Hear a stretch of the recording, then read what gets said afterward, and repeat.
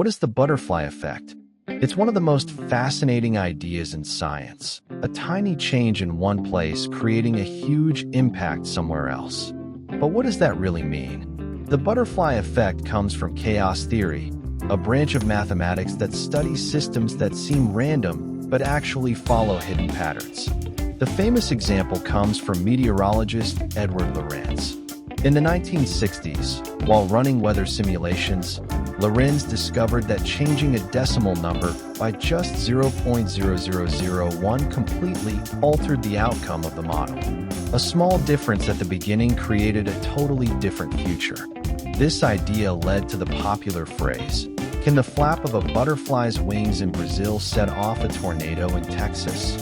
Of course, a butterfly alone doesn't create a tornado, but small actions can start a chain reaction, influencing larger events over time. The world is full of interconnected systems, weather, ecosystems, economies, even human life. In these systems, tiny variations can grow into dramatic consequences. Think about your daily decisions.